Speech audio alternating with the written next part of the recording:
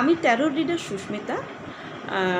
আমার কাছে বেশ কিছুদিন কিছু ক্লায়েন্ট আসছে 7.5 নিয়ে, তো রিড করতে থাকছি।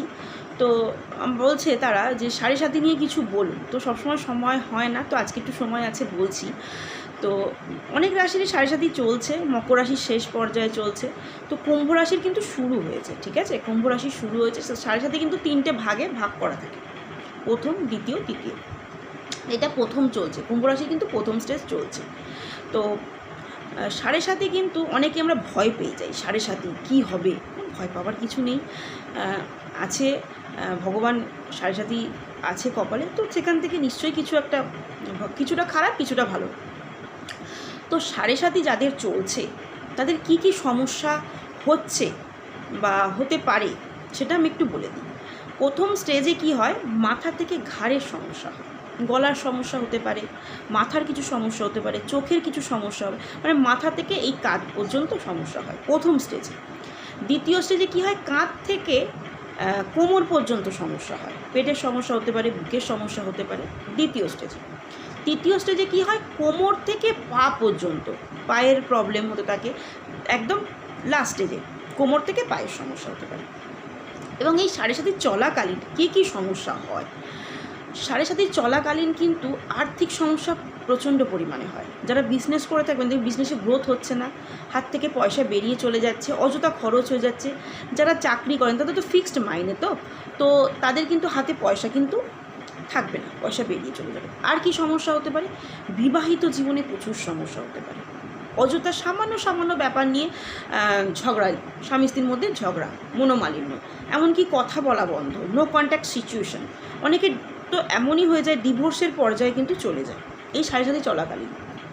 আচ্ছা, তো 7.5 চলাকালীন আরেকটা কথা বলে দিই, যারা 7.5 কবলে পড়েন তাদের কিন্তু মাতৃস্থানীয় মানুষের কাছ থেকে কিন্তু ম্যানুপুলেট হয়ে যাওয়ার কিন্তু চান্সেস থাকে, এটা কিন্তু স্ট্রং থাকে। ঠিক আছে, আচ্ছা, আরও কি হতে থাকে, আপনারা অযথাই কিন্তু আইনি কোনো ঝামেলায় জড়িয়ে পড়তে পারেন। ঠিক আছে, অযথা বন্ধুবান্ধব বা কাছের মানুষের সাথে তো বিবাদ লেগেই থাকবে।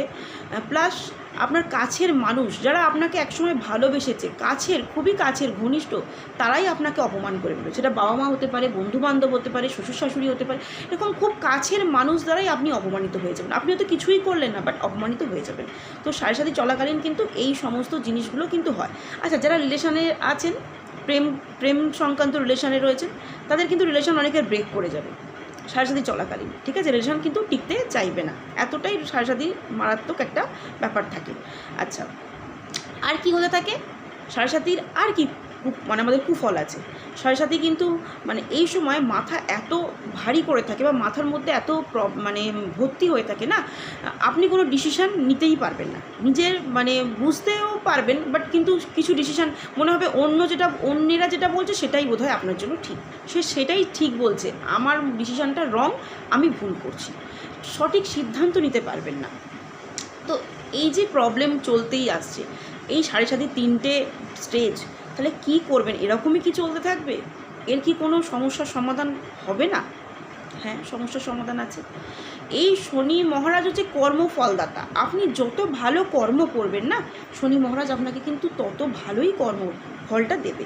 তো ভয় পাওয়ার কিছু নেই এতে। ঠিক আছে, ভয় পাওয়ার কিছুই নেই। প্রত্যেকদিন শিবের পুজো করুন, শিবের আরাধনা করুন। আচ্ছা, শনি মহারাজের বীজ মন্ত্র জপ করুন, পাঠ করুন যেটা। আচ্ছা, মাঝে মাঝে শনিবার মন্দিরে গিয়ে একটু শনি মহারাজের শরণাপন্ন হন, অপরাজিতা ফুলের মালা দিন শনি মহারাজকে। আচ্ছা, প্রত্যেক শনিবার নিরামিষ খান। আচ্ছা, প্রত্যেক শনিবার দিনকে আটার রুটিতে সর্ষের তেল মাখিয়ে কুকুরকে খাওয়ান, এতে শনি মহারাজ সন্তুষ্ট হন। আচ্ছা, যদি পারেন অনেকে ঘোড়ার যে খুর হয় না, অশ্বখুর, সেই আংটি ধারণ করতে পারেন, এতেও অনেকটা সমস্যার সমাধান হয়। আচ্ছা, এসব তো করবেনই, করলে অনেকটা আপনারা প্রবলেম থেকে সলভ করবেন। আচ্ছা, তাহলে কি প্রবলেম না, আপনি এই শনির 7.5 চলাকালীন যত আপনি ধর্মের সাথে যুক্ত থাকবেন, শনি মহারাজ যখন আপনাকে আস্তে আস্তে একদম লাস্ট স্টেজে ছেড়ে চলে যাবে না, আপনাকে কিন্তু ভালো ফল দিয়ে যাবে। আপনি ভাববেন না যে সবটাই খারাপ হবে, আপনাকে কিন্তু সেই সময় ভালো ফল দিয়ে যাবে। আচ্ছা, আর একটা কথা বলে রাখি, এই সময় কিন্তু যাদের শনি সাড়ে সাথে চলে না, কিছু কিছু মানুষের কিন্তু নেশার প্রতি আকৃষ্টতা বাড়বে, ঠিক আছে? অনেকে কিন্তু এক্সট্রা ম্যারিচুয়াল অ্যাফেয়ার্সেও কিন্তু জড়িয়ে পড়ার টেন্ডেন্সি থাকবে, মাংস খাওয়ার প্রতি কিন্তু ইচ্ছে থাকবে, প্রবণতাটা বৃদ্ধি পাবে। তো এগুলো আমি বললাম। তো ভিডিওটাতে একটু কমেন্ট করে জানাবেন কার কেমন লাগলো। যদি এরকম কোনো ভিডিও আপনারা দেখতে চান সেটাও কমেন্টের মাধ্যমে জানাবেন। সম্ভব হলে আমি নিশ্চয়ই আরও এরকম কিছু ভিডিও আপনাদের সামনে তুলে ধরার চেষ্টা করব।